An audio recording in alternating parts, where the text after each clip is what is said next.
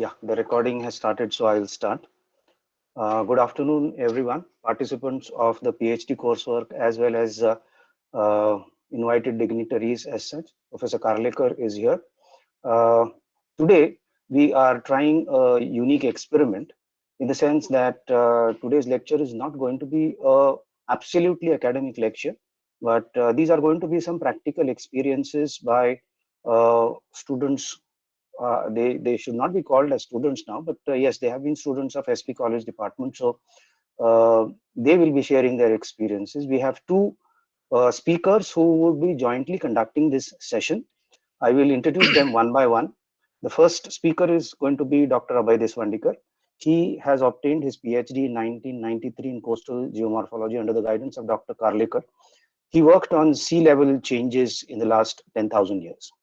He has presented 13 research papers in national and international levels, and also has received a Best Research Paper award in one of them. He worked as a lecturer at undergraduate and postgraduate level since 1990. That's the year he completed his PG from SP College. He has conducted his lectures in Rajguru Nagar College, Shirur College, Modern College, Ferguson College, SNDT, and Bore College, Pune. He was a lecturer at the postgraduate level in the Modern College for nearly 6 years. And he did work as an paper setter and examiner with the Pune University. Uh, he is a former member of Institute of Geography and Geomorphology, Bhugol Shastra Parishad, and Australian geographers also. It was in the year 2000 that he shifted or migrated to Sydney, Australia, and currently he's working as an assistant vice president in the Citibank Australia for the last 19 years. He would be sharing his experiences as far as urbanization and other aspects of settlement in and around Sydney. The second speaker who would be accompanying him is going to be Girija Dev. She is our student who passed out in 2010. She finished her MA in Geoinformatics from the SP College. She also worked as an lecturer in the Modern College and SP College for a couple of years. And she migrated to Melbourne, Australia in 2012. She would be speaking about the issues and areas around Melbourne as such. So combinedly, they are going to speak about the urbanization and planning and the changing landscape of Australia altogether. I would invite both of them on behalf of the SP College. And at the outset, in fact, I would thank them for having consented to be a part of this particular coursework being conducted. Welcome, Dr. Abhay Deswandikar. Welcome, Girija Dev. And I would now request you to start your presentation. Thank you. All right. Thank you, Manoj. Thank you all. Hope you are all well and safe. Welcome, Dr. Karlekar, sir, my research guide and my mentor. And friends, I'm going to deliver in Marathi and in English as well, because it will be easy for me to explain the concepts and the examples in both language. लेक्चरला सुरुवात करण्यापूर्वी आपल्या भूगोल विभागाचे माजी विभाग प्रमुख प्राध्यापक Deokule sir यांचे काही दिवसापूर्वी दुःखद निधन झाले. तर माझ्यातर्फे देवकुळे सरांना भावपूर्ण श्रद्धांजली. आणि देवकुळे सरांचे अर्बन जॉग्राफी आणि इकॉनॉमिक जॉग्राफी, सॉइल जॉग्राफी हे अत्यंत आवडते विषय होते. And I have the opportunity to be a student for 3 to 4 years.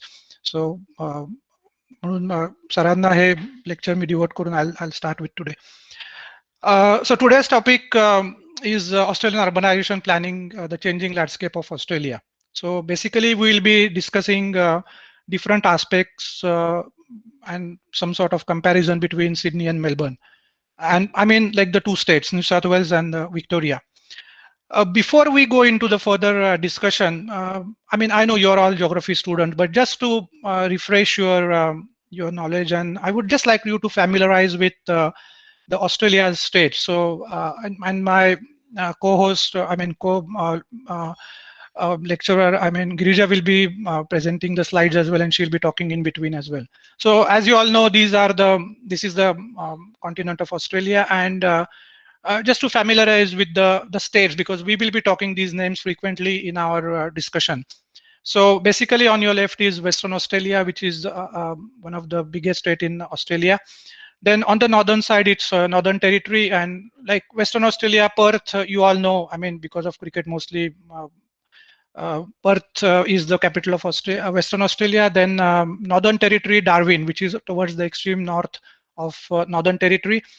Queensland is a tourism country, tourism state actually, and Brisbane is the capital of Queensland. And you come down to South Australia. So South Australia is Adelaide. Again, it's famous for cricket as well. Then our state, New South Wales, and obviously the capital is Sydney. And then Victoria, where Girija comes from, and her capital is Melbourne. You go down south, you can see the island called Tasmania, and Hobart is the capital of Tasmania. And we've got a small part in sitting in New South Wales, which is called as ACT, Australian Capital Territory, which is also called as Canberra. So we are going to discuss these names in context with the examples, and so it will be just thought of giving you the idea of the Australian states. Okay, now when we start talking about the urbanization in Australia, so it will be interesting to see or look at its history. So natives of Australia are the Aboriginal people. I mean, आपण त्याला जसे आदिवासी लोक म्हणतो. In the past, Australia was called as Europe's Andaman. म्हणजे काय होतं की पूर्वी युरोपियन कंट्रीज मधले जे कैदी लोक होते, they used to they were sent to Australia to complete their sentence. म्हणजे आपल्याकडे जसं जन्मठेप सारख्या शिक्षा असतात त्याला काळ्या पाण्याची शिक्षा म्हणून अंदमानला पाठवायचे. So Australia was Europe's Andaman. That's what we call it as. So these people eventually pushed the native Australians, which were the Aboriginal people, to the northern part of the country, which is now called as Darwin, Alice Springs in Northern Territory. And establish the colonies along the eastern and western fringes of Australia. So हे जे कॉन्व्हिक्ट्स होते यांनी या सगळ्या अबॉरिजिनल लोकांना northern part of ऑस्ट्रेलियामध्ये ढकलून दिलं किंवा पळवून लावलं, आणि त्यांनी ऑस्ट्रेलियाचे जे आय मीन फर्टाईल जे लँड्स होत्या की ज्या ईस्टर्न आणि वेस्टर्न फ्रिंजेस, कोस्टल फ्रिंजेस मध्ये होते, तिथे त्यांनी स्वतःच्या वसाहती निर्माण केल्या. So this map shows this is the initial settlement of Aboriginal people, which is Alice Spring. This is in the heart of Australia. हे ऑस्ट्रेलियाच्या मध्यभागी हा भाग बसलेला आहे, आणि इथे सगळीकडे तुम्हाला अशा वेगवेगळ्या अशा सेटलमेंट्स विखुरलेल्या दिसतील. This is a current photograph. I mean, we are using most of the photographs from Google Earth, so I just wanted to give the disclaimer. So तर ह्याच्यामध्ये you can see how the population has spread across Alice Springs, आणि मग नंतर पुढे जाऊन slowly as the population grew, people have moved towards Darwin, and then Darwin became the Northern Territory's capital. तर ह्या Alice Spring आणि ह्याच्यामध्ये just I wanted to show you some tourist attraction की जे तुम्हाला सगळ्यांना माहिती आहे. So if the next slide is for this is the Airstrike, Alice Springs, याला उलुरू पण असं म्हणतात. आणि हा जो आहे हा म्हणजे जे मी तुम्हाला अबॉरिजिनल लोक म्हटलं, ह्या अबॉरिजिनल लोकांचं हे सॅक्रेड प्लेस होती, म्हणजे पवित्र स्थान होतं. हा जो रॉक आहे हा this is a massive sandstone monolith in the heart of Northern Territory. आणि हा जो आहे हा ॲलिस स्प्रिंग पासून 450 किलोमीटर दूर आहे. म्हणजे आता तुम्हाला मी when we start talking with the distances, ऑस्ट्रेलियामध्ये डिस्टन्सेस मॅसिव्ह आहेत, आणि 400-450 किलोमीटर इथल्या लोकांना काही वाटत नाही, which I give you the further context in my discussion. पण हा जो रॉक आहे याची पेरिफेरी इज अराउंड 10 किलोमीटर्स. म्हणजे तुम्ही जेव्हा इंडियातनं ऑस्ट्रेलियामध्ये येता त्यावेळेला if you flying over Alice spring, you can easily point out this airs rock from the aeroplane. You can see about 20,000 feet वरनं पण हा दिसतो. I have seen that in fact. त्यामुळे आणि याची एक खासियत अशी आहे की it keeps changing the colours during the day because of the mineral contents in that. जसा सनलाईट चेंज होत जातो तसा याचा कलर चेंज होत जातो. तुम्ही जर गुगल सर्च केलात तर ॲलिस स्प्रिंगचे फोटो तुम्हाला वेगवेगळ्या कलर्स मध्ये दिसतील. सो तुम्हाला वाटेल की if someone has use the filters in the camera, no actually it looks like that. So this is the beauty of this rock, but this was a sacred place, and I think few years back people used to go on the top of this rock, but now government has stopped doing that just to keep the sacredness of this place. So पवित्रता ठेवण्यासाठी आणि या अबॉरिजिनल लोकांनी बरंचसं त्याच्यावरती आवाज उठवला की why people are climbing on this. You can see त्याला स्टेप्स वगैरे केलेले आहेत तिथे जायला वरती, पण that used to be the tourist attraction but not anymore. But you can have like a walk around this walk in this rock. So that's what I just wanted to thought, just the resemblance to the Alice Spring.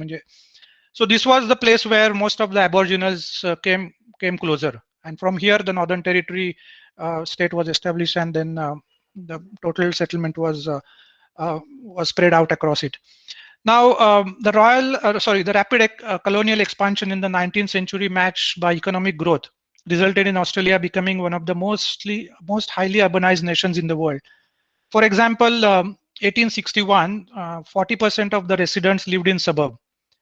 This trend towards urbanization was established early and continued in the 20th century. म्हणजे फार पूर्वीपासूनच people used to live in suburbs. They used to live in community. आता तुम्ही म्हणाल की what is the pattern of urbanisation in Australia. ते खूप interesting fact आहे. म्हणजे Australia is one of the most urbanized nation with 90% of the population living in just 0.22% of the country's land area and 85% living within the 50 kilometers of the coast. हे फार important statistic आहे. म्हणजे ऑस्ट्रेलियाची जी population आहे 25 million म्हणजे 2.5 कोटी, तर ती पॉप्युलेशन ही ऑस्ट्रेलियाच्या 0.22% एरियामध्येच फक्त सामावलेली आहे. You can imagine how huge the Australian continent is. आणि central of Australia is all desert. आणि त्यामुळे आणि त्याच्यामध्ये आणखीन एक फॅक्ट आहे की 85% of the Australian population is living in the coastal area which are most fertile areas.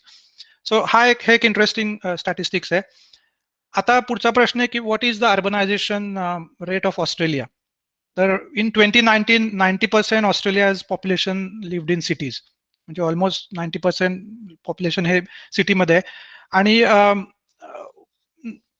Comparison आपण केलं की इधर other first world countries or advanced countries. So in America, only 82% people are living in the urban area, and in China, it's only 56%.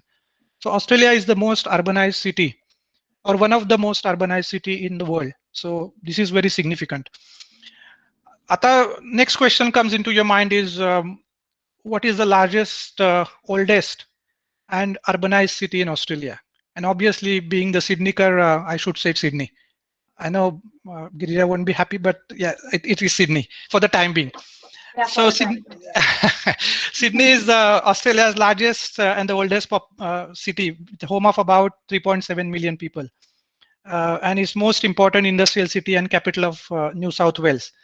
पण आता सध्या एक नवीन research झालाय, त्याच्यामध्ये मेलबर्नची मंडळी पण खूप आमच्या मागे नाहीयेत. So they are trying to take over Sydney in urbanisation, and I won't be surprised in next few years Melbourne might overtake Sydney in the urbanization growth. So this is what basically is the aspects, I mean, the urbanization thing. Now let's go into the various aspects of urbanization in Australia. So, and obviously first comes up is the metropolitan primacy, which is more important because as we are saying that Australia is 90% urbanized. So the Australia settlement pattern has developed a metropolitan primacy structure. The capital cities of Australia's states are very much bigger than the next largest city within the structure. म्हणजे काय तर आता for example सिडनीची population is 3.7 million. So we do have in New South Wales the regional centers as well. Like for example, Dubbo आहे, Blue Mountains आहे किंवा Wollongong. These are all regional centers. But yeah, these regional centers have still got less population than Sydney. So these all capital cities, you go anywhere in Australia, all the capital cities of the states, they have got higher population and higher urban structure. So at the beginning of the 20th century, regional Australia had more people than all capital cities combined. पूर्वी कसा trend होता की पूर्वी regional centres मध्ये लोक जास्त राहायचे. May be capital city म्हणजे कॅपिटल त्यावेळेला जास्त एस्टॅब्लिश झालेले नव्हते. तर ते मी पुढच्या काही मुद्द्यांमध्ये की how people have moved from regional to urban area, that what are we going to discuss. This situation was overturned in 1954, and by 1919 there were around 17 million people living in capital cities and 8 million are in regional and rural area. तर हे picture पूर्णपणे गेल्या 50 ते 60-70 वर्षात पूर्णपणे बदलून गेलं. आता almost म्हणजे 17 मिलियन, ऑस्ट्रेलियाची लोकसंख्या 25 मिलियन मी म्हटलं 2.5 कोटी आहे, त्यातले 17 मिलियन आता कॅपिटल सिटीज म्हणजे मोस्टली सिटीज मोठ्या सिटीज मध्ये राहतात आणि 8 million they are living in regional and rural Australia. आता आम्ही जसं गमतीने म्हणतो की ऑस्ट्रेलियाची पॉप्युलेशन ही मुंबईची पॉप्युलेशन आहे, बिकॉज अराउंड मुंबईची पॉप्युलेशन इज हार्डली 2.3-2.4 कोटी करोड, तर ऑस्ट्रेलियाची 2.5 कोटी आहे. म्हणजे वी आर, आय मीन, एकटी मुंबई ही पूर्ण ऑस्ट्रेलियाची पॉप्युलेशन आहे. सो दॅट्स हाऊ वी से. आता याच्यामध्ये आणखीन एक, आय जस्ट वॉन्टेड टू से one more important thing. I mean, it is just the context while we are talking about population and how it is. In Australia, we have the census exercise that happens, Janaganana आपण ज्याला म्हणतो, that happens every 5 years. And only in last month on 10th of August was our census day. त्यावेळेला सगळ्या ऑस्ट्रेलियातल्या लोकांनी census मध्ये भाग घेतला. Now, because of this pandemic, obviously no one could go out or no one could come to our house. Otherwise, in the past, people used to come and get interviewed and then they record our all information. But now this time it was all online. आणि आता ह्याच्यात काय केलंय की या वर्षीपासून census has been compulsory. आणि if you miss the census, if you don't do the census, you get fined $220 per family. So there is a fine attached to it. So everyone has to do it. म्हणजे काही लोक म्हणले आम्ही विसरलो, ठीक आहे, आज मी तुम्हाला अजून 10 दिवस देतो, but you have to complete. And now we will be getting the results of this all over Australia wide census by June next year. So obviously मग त्याचा गव्हर्नमेंट काय हे इन्सिस्ट करतंय, तर basically they want to know exact population. I mean, obviously there will be some people who will be missing it out, but still government will have the better idea of what sort of population we have, what sort of multicultural people we have, or different races or different languages we have. And that way they plan to give the fundings to the different communities. कारण इथे कम्युनिटीजला funding हे government खूप मोठ्या प्रमाणावर देतं. So more your community, more your initiative, you get more funding. त्यामुळे आमच्या मराठी मंडळांनी आम्हाला सगळ्यांना व्हॉट्सअपवरती मेसेज पाठवला होता की तुम्ही जेव्हा when you are filling up the census form, please write Marathi as your the language you are speaking at home. आणि आम्ही हे मुद्दाम लिहिलं. तर म्हणजे इथे साधारण तुम्ही म्हणाल की इथे मराठी लोक किती आहेत, तर साधारण 14,000 मराठी मंडळी आहेत. तर त्या everyone, if you would have written, like hopefully they have written की मराठी आम्ही बोलतो, I think that helps us. किंवा गव्हर्नमेंट म्हणतं की या it's a big community. We already are getting the benefits of that. We got the Marathi libraries around, we got radio station, we got Marathi Mandal, everything is there. But we get more assistance. If we want to build a temple and all, then government gives the subsidy to the land and everything, or they help us in construction cost and everything. So the census plays a very important role. आणि मग त्यांना पण असं कळतं की एखादी community कुठल्या पॉकेटमध्ये जास्त आहे. So that is also a significant part, but that comes into the population geography. But I just thought, like, when we are talking about the population, this is just a new aspect I just wanted to tell you. And important thing I wanted to tell you is it is compulsory, same as the voting. In Australia, you have to vote. You cannot escape voting. You have to pay fine. Otherwise, you have to have a substantial reason to avoid the voting. Like you are in hospital or you are in ICU, then you can't do. If you are traveling overseas, you just go and just drop your vote on the airport itself, and then you go for the further travel because the election booths are there as well. So I mean, the government is pretty conscious, and people are conscious as well. They don't miss it out. So this was regarding the metropolitan primacy. मग आता metropolitan प्रायमसी वाढायला लागल्यावरती काय झालं, तर decline of inland towns हा परत महत्वाचा मुद्दा आला. The survey done in 1911 showed that there were large number of evenly spaced towns across agriculturally important southeast and southwest areas of continent. However, in 2006, the survey showed a decline in number of these towns. Some of these existing towns were absorbed in the nearby centers and other grew larger. But there was still a decline in number of towns despite of development of the new towns. तर eventually काय झालं की जशी metropolitan प्रायमसी वाढत गेली तशी छोटी towns ही त्याच्यामधनं हळूहळू नामशेष होत गेली, because people started moving to the urban or metropolitan area.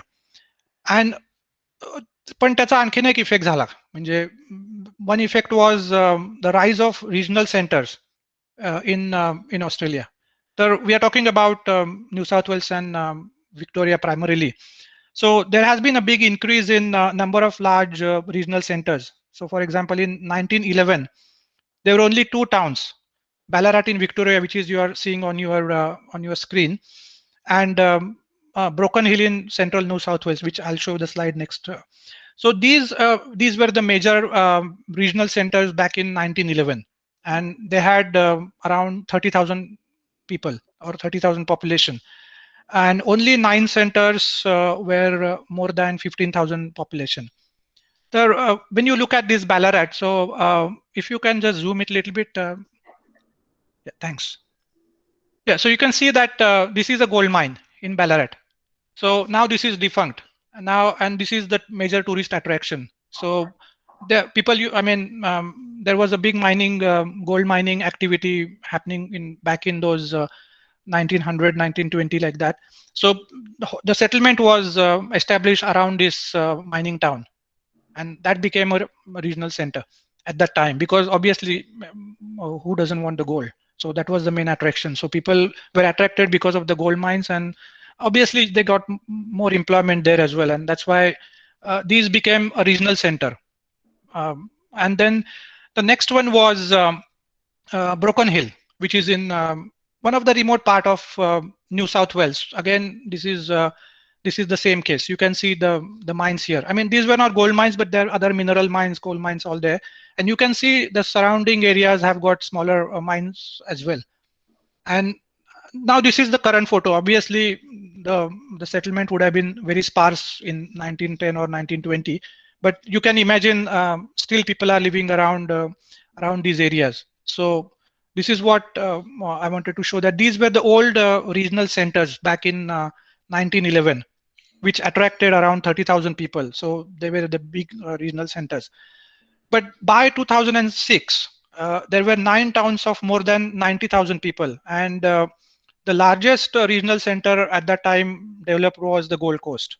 I mean, which had about 400,000 population. म्हणजे 4 लाख लोक तिथे गेली.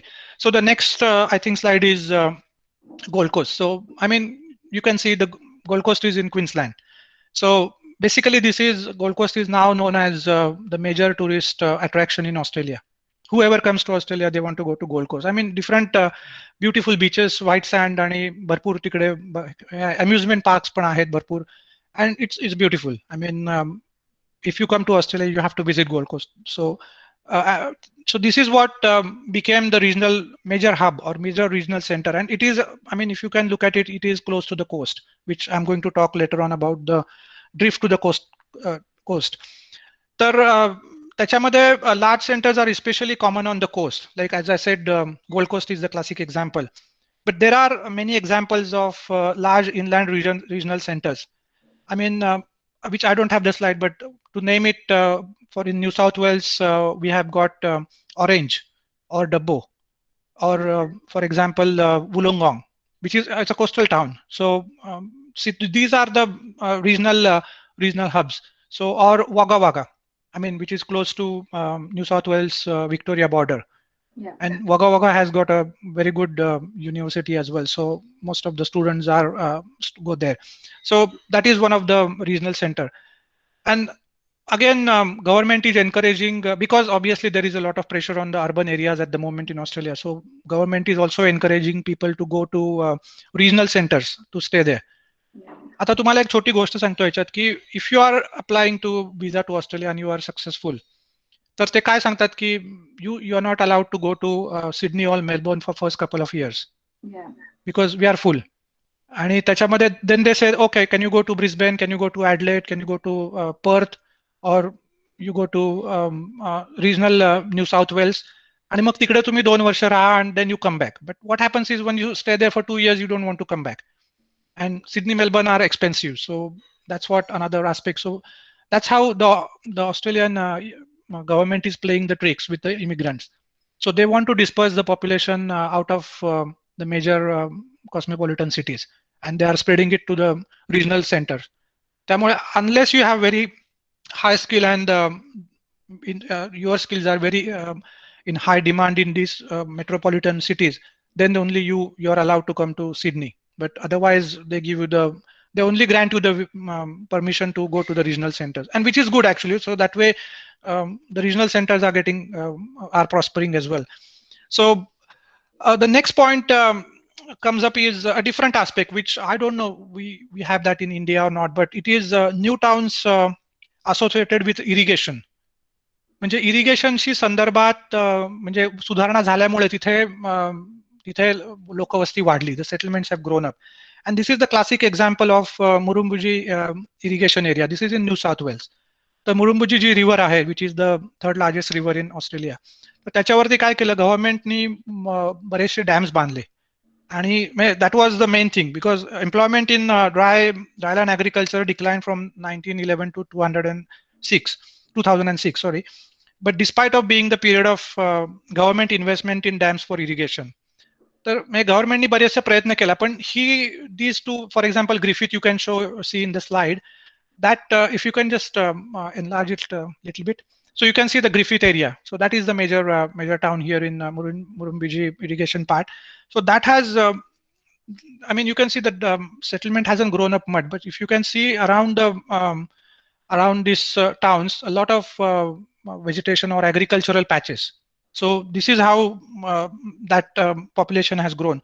Another example is Murray Valley. I mean, you all know in geography Murray-Darling Basin area, which I don't have slide, but because this Murray River flows from Victoria to New South Wales, and then Eastern Kimberley, which is towards the northern part of in the Northern Territory, which is known as Kununurra irrigation area. So these are the classic examples of direct government action leading to the establishment and growth of the settlements. So government has made special efforts to establish the settlements here by building the dams, because government knew that this is a very fertile area. And most of, like, you will be asking, so what sort of production we get from this irrigation area? So basically rice, cereal grains, grapes, citrus foods, pasture, corn and tomatoes. So you get lots of crops and vegetation from this area. And you can see even this is a satellite photograph, so you can see all the agricultural patches in this one. So basically these slides shows the significance of government's role in establishing the settlements in some sort of rural area, but based on the irrigation projects. So this is another example. I'm not sure whether we have got specific irrigation towns been set up back in India. So I mean, I thought just giving, this is a different aspect of urbanization, so I thought of giving it to you. The next one is the mixed fortunes of the mining towns. Now this is the next slide is on Kalgoorlie. So we all have studied in geography Kalgoorlie and Kalburdi in Western Australia. These are the gold mines, prime gold mines in Australia, and these are still active. So so these are the significant towns and cities that were built on mining. And Ballarat, then Bendigo, Kalgoorlie and Broken Hill are the iconic mining towns that have prospered. On the other hand, mining provided the basis for establishment and subsequent demise of many towns, particularly in the remote regions. म्हणजे काय होतं की okay, माईन एखाद्या एरियामध्ये उघडली, म्हणजे ऑस्ट्रेलियामध्ये त्यांनी माईन सुरू केली, you never know how much you are going to get output from that mine. तर त्यामुळे काय झालं की those mines which didn't have many much production, they get closed down so quickly, and that is the demise of the towns or the settlements around it. मग लोकांकडे काही कामच राहिलं नाही. So that's what happened in most of the thing where the mines got defunct at some stage. So the population had to move because they don't have any other sort of employment to do. So हे जे तुम्ही बघताय ही Kalgoorlie, this is active mine. So but this is an open cast mining. I mean, as you have all studied, there are pros and cons of open cast mining. So this is what it is. So this is the classic example of the gold mine, and you can see on the left hand side you have got all the population been set up around it. So this is one example. I mean, there are quite a few gold mines around it, and they are still active at the moment. Now the phenomena of towns opening and closing depending upon the fortune of nearby mines was common until 1980. म्हणजे काही ठिकाणी mines उघडल्या, काही ठिकाणी mines बंद झाल्या. So that was the trend up to 1980, because obviously techniques were not developed at that time. How much production we can get from the mines. But as the satellite intervention or satellite use of satellite came into play, people could see geological techniques वाढली, त्याच्यामुळे लोकांना कळलं की आता इथे भरपूर production मिळू शकेल मिनरल्सचं. So that way people started looking in to it. आता ह्याच्यामध्ये खूप इंटरेस्टिंग गोष्ट घडली, म्हणजे now it is see, this is Kalgoorlie is currently active mine, so you can see the big population has grown up, and because it's a gold mine, as I said about Ballarat gold mine, which is a defunct, but now it's a tourist attraction. You can actually go to the mine. I mean, Girija would be more actually the best person to explain this, because you can go into the mine and see actual how the mining works and all. I mean, they show you the dummy. They have kept the dummy gold things and everything. So that's the thing. You can say something, Yeah. Girija. Ballarat मध्ये, like जसं म्हटलं, it's now tourist place and it was a gold mine before. But आता, if you want to go to that gold mine, and they say that if you can find gold, it's yours. Correct. Yeah. So it's just a propaganda from the government to attract more people, more tourists, so that the urban economy is supported by these kind of tourist people. That's correct. It's just kind of a attracting thing for the people. बरोबर. आणि आता major Ballarat, because I've been there once, so Ballarat is now basically the urban town now. I mean, that mine is a added attraction, but basically it's a well settled town. Yeah. Now, another aspect is the close connection between mine and town declined towards the end of 20th century, and popularity of fly in and fly out and drive in and drive out mining arrangement. आता modern world मध्ये काय झालं की आता मी जसं म्हटलं तुम्हाला की mines have got an age at some age the mines are going to be defunct, म्हणजे त्यांच्यातलं मिनरल संपलं की they are useless. So what happens is now the companies, the mining companies ज्या आहेत, and mostly just to tell you, I mean, half of the Australia's mines are owned by China. So that is just to give you the heads up. तर हे काय कंपन्यांनी काय केलं की दरवेळेला त्यांना मायनिंगच्या शेजारी सेटलमेंट बसवणं महागात पडायला लागलं, कारण mine can last up to 5 years, but after that what you going to do. So what they have decided is, कंपनीकडे ना अशी स्वतःची एअरक्राफ्ट असतात या कंपन्यांकडे, मायनिंग कंपनीजकडे. तर ते काय करतात, मग सगळ्या लेबरर लोकांना, कामगार जे लोक असतात त्यांना they just fly them out to the site, mining site, and once the work is finish they fly them back to the nearest city. तर मोस्टली पीपल म्हणजे लोक हे पर्थमध्ये राहतात. Perth is the largest city in western Australia, आणि मग Perth पासनं 300-400 kilometre लोक मायनिंग मध्ये जातात. तर ते विमानाने जातात किंवा now there is a good road network as well, so either they can use the road transport or by air. So this is the new trend now, fly in and fly out techniques, I mean arrangements. So this is a new aspect in the mining town. त्यामुळे आता मायनिंगच्या आजूबाजूला फारशी development आपल्याला दिसत नाही. Settlement is not that, people are not getting settled. Now from the mining we turn to the coast. So the drift to the coast. आता मी जसं म्हटलं की गोल्ड कोस्ट वरती पॉप्युलेशन वाढली because being the major regional centre. So there was an emergence of large settlements on the coast of mainland Australia by 2006, and this change was characterized by increase in size of settlements as the population of coastal Australia grow much faster than inland. However, this is also associated with growth of these centers as tourism destinations, and most recently with the migration of older people in their retirement years. So basically coastal areas हे समुद्राच्या प्रॉक्सिमिटीमुळे these were the main tourist attraction. आणि रिटायरमेंटसाठी लोक म्हटले आता आतमध्ये rural एरियात राहण्यापेक्षा will just go and live in the waterfront, because Aussies love waterfront, which I am going to use this sentence again for another context. So त्या लोकांना पाण्याच्या जवळ राहायची हाऊस असते, वॉटरफ्रंट हाऊस, त्यामुळे लोक कोस्टकडे जास्त अट्रॅक्ट झाले. आणि मग त्याच्यामुळे काय झालं की that was a big move to urbanization, आणि the growth of Australia's major cities reflect a more general movement towards urbanization. The transitions to highly urbanized structure has been the major demographic trend in last 100 years of Australia. It has been widely recognized as a long-term and inevitable result of move away from agricultural-based economy to service-based one. Because in the cities you have got service-based economy, and if you go to the rural area, obviously you have got agricultural-based economy. I mean, it is not only in Australia, this is a trend worldwide. Now, I think Girija has got a very interesting slide, आणि तिने एक छान slide शोधून काढून मेलबर्नच्या विक्टोरियावरती तिने तयार केले. So can you explain?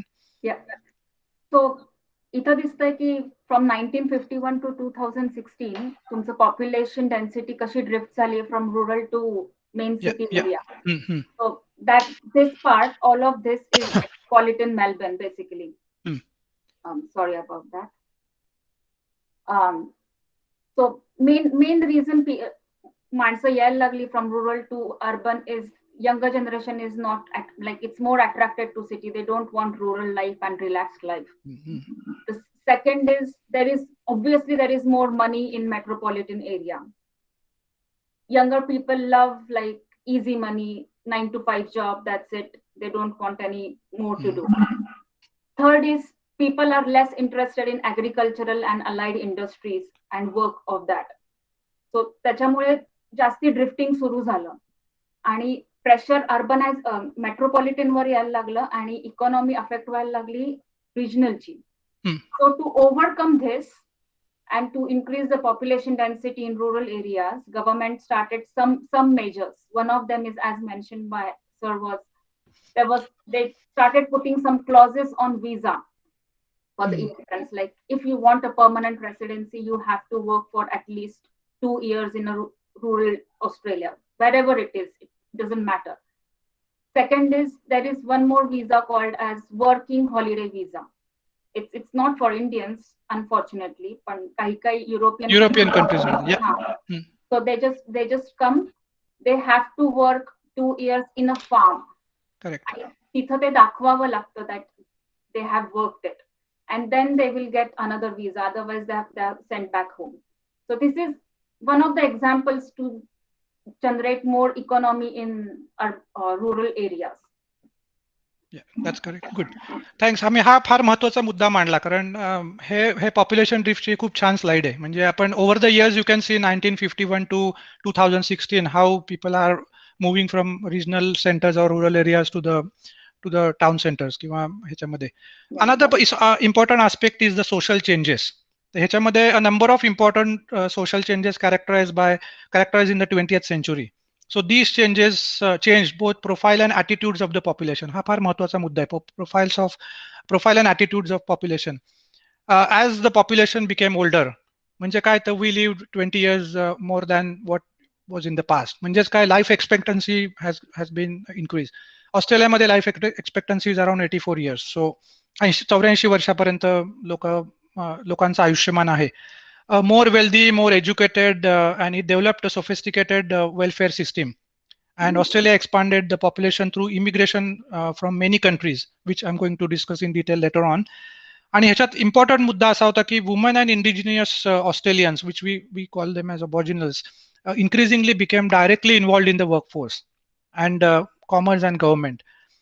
And many of the changes impacted the settlement patterns. So that is more important.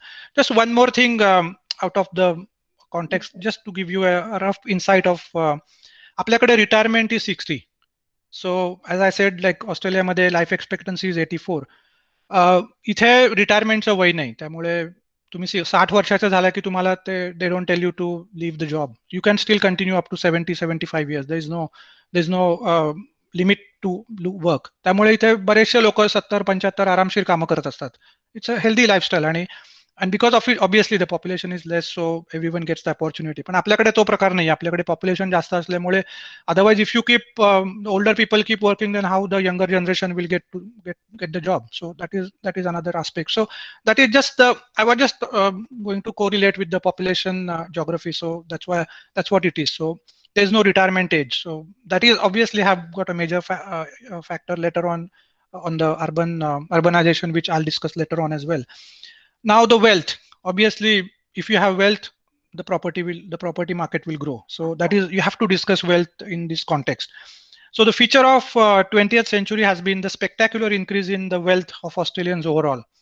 So Department of Treasury figures show a growth in nominal wealth, which has been rapid, averaging 10.6% per annum between June 1960 and June 2020. लोकांची wealth म्हणजे ज्याला आपण संपत्ती म्हणतो त्याच्यामध्ये प्रचंड मोठ्या प्रमाणावर वाढ झाली, which is one of the factor in urbanisation growth as well. आणि मग तुम्ही त्याच्यानंतर म्हणाल की transport is also plays a very big role in urbanisation. किंवा 95 years from 2011 saw the advancement of literally from the horse to buggy. म्हणजे काळामध्ये किंवा 1900च्या आधी लोक घोडे किंवा आपण बग्गी अशा युरोपियन कंट्रीजमध्ये असतात तशा त्यातनं प्रवास करायचे. But the car ownership has rosed virtually from 0 to over 20 million by 2020. म्हणजे लोकांकडे कार आली आणि आय मीन ॲव्हरेज लोकांकडे आता 20 million cars in Australia. The size and quality of the road network has improved and enabling faster and safer travel. The number and size of trucks, articulated vehicles also grew dramatically and freight moved from the rail system to the roads. म्हणजे काय झालं की पूर्वी people used to rely only on the railways कारण road development एवढी झाली नव्हती, but railway was fairly developed at that time. So all the heavy goods were transported by the railway. But then that has got the limitations. So what happened is as the road network grew in Australia, all in states, the big trucks came into play. Now most of the transport of these heavy goods are done by the trucks because with the truck you have got door-to-door service. So that was the main advantage. Now तुम्ही विचाराल interesting question की petrol बद्दल तुम्ही बोला, तुम्ही एवढ्या गाड्या वगैरे म्हणता, आमच्याकडे भारतातलं पेट्रोल आणि तुमच्याकडे किती आहे. So I just give you just rough idea. The average petrol prices in Sydney, I am not talking about Melbourne, but it is $50 म्हणजे $1.50. आणि जी मंडळींना गुणाकार करायची आवड आहे त्यांनी त्याला 50 गुणा, म्हणजे $1 म्हणजे ₹50 असं होतं. त्यामुळे यू कॅन सी अराउंड ₹75. आणि gas is cheap, it's 90 cents, so less than $1. But the diesel is expensive. And obviously, as you go away from the metropolitan area, you go to the regional area, rural area, the petrol prices go up. I mean, I'm not sure what the rates are in Melbourne. So, Girija, you have any?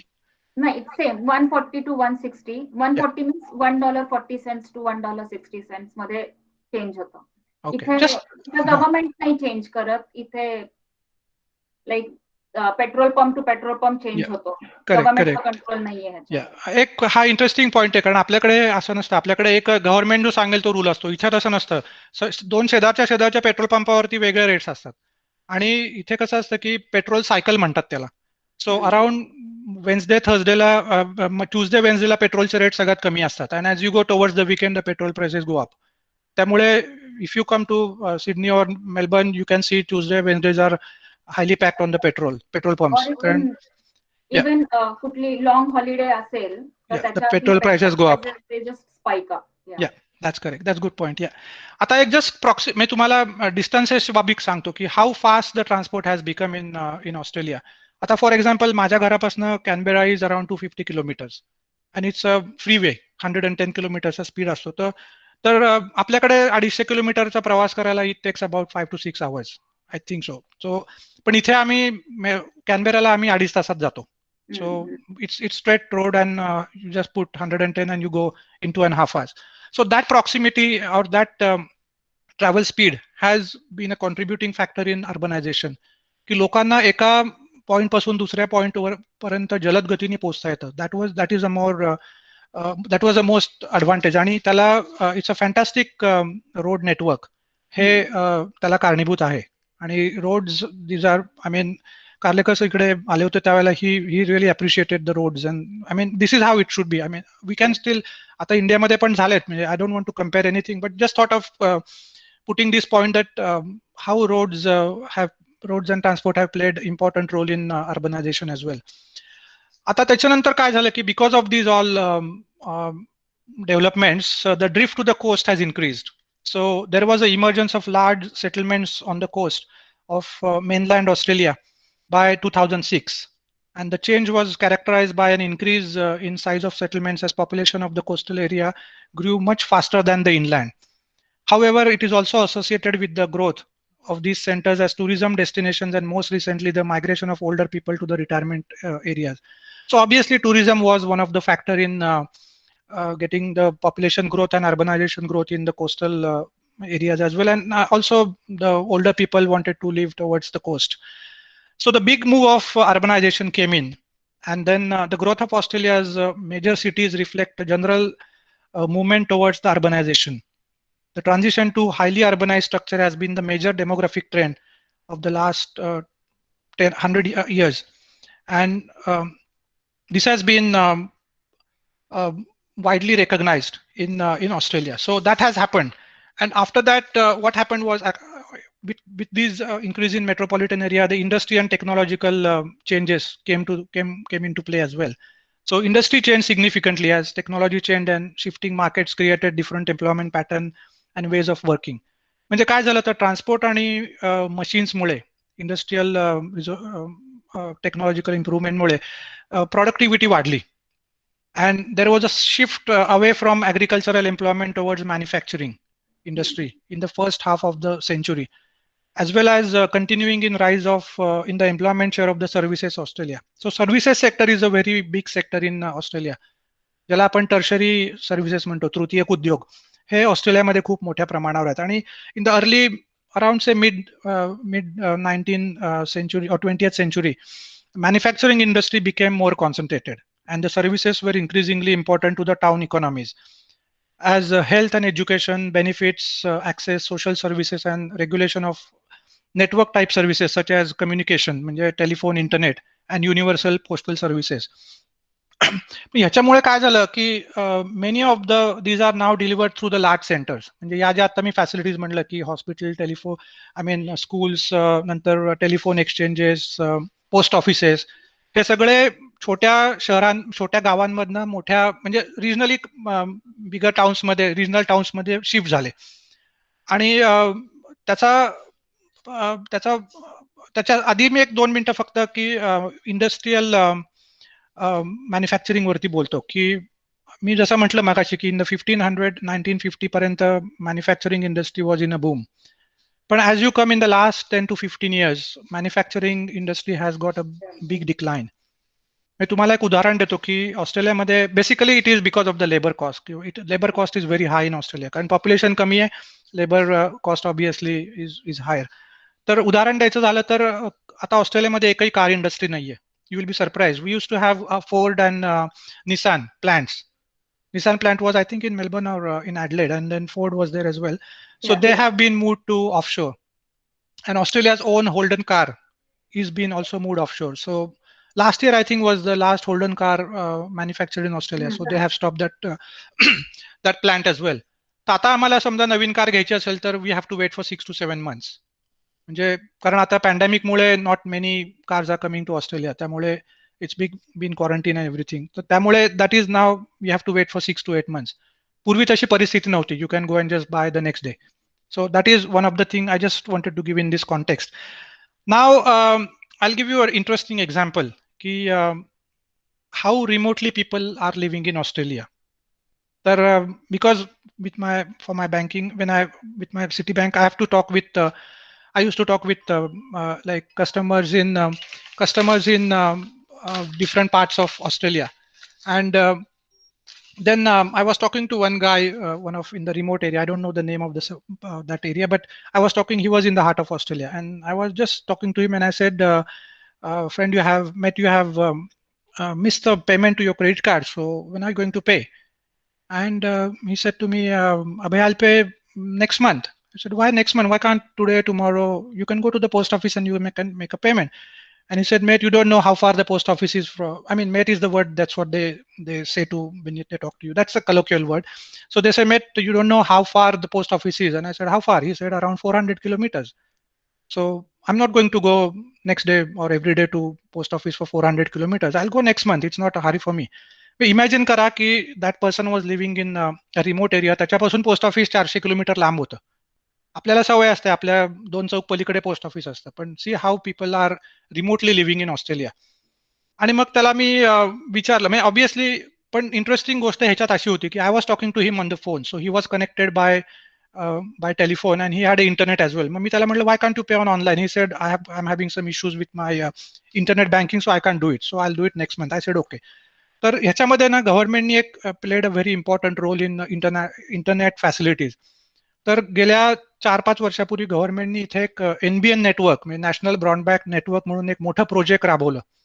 So that project has I mean, they have put the internet connections all over Australia, and 85% of Australian population is having NBN network. So that is a significant project which Australian government has implemented, and they have spent around $42 billion for this project. So now we have got most of the population has got a fast internet, and they're connected with the NBN. So even though he was in a very remote area, he was still connected with the current world with these facilities.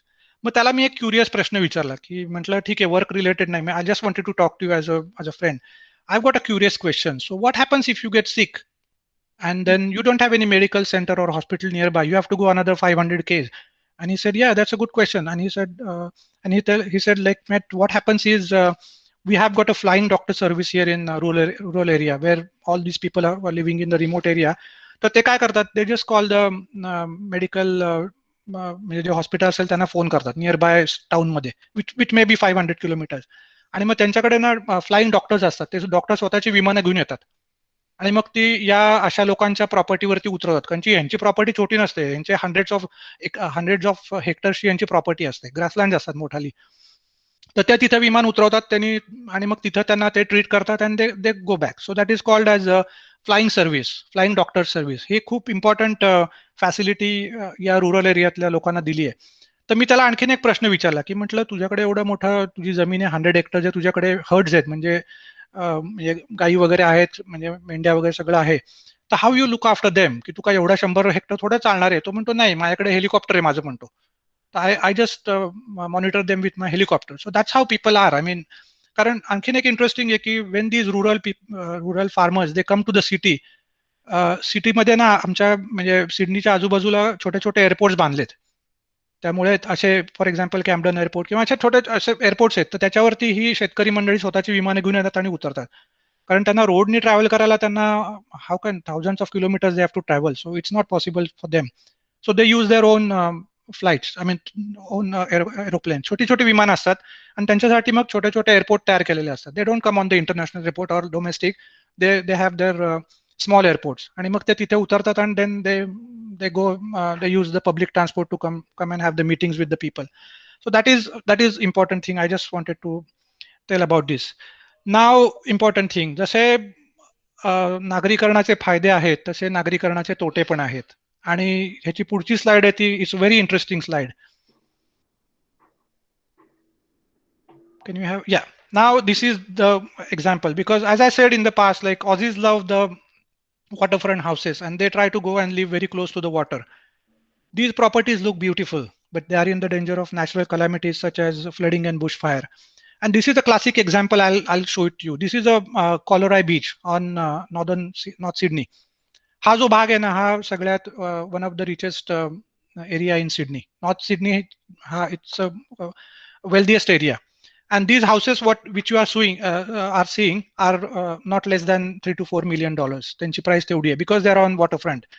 पण लोकांना किती हव्यास असतो बघा की लोकांनी dunes वरती त्यांची backyard बांधली आहेत.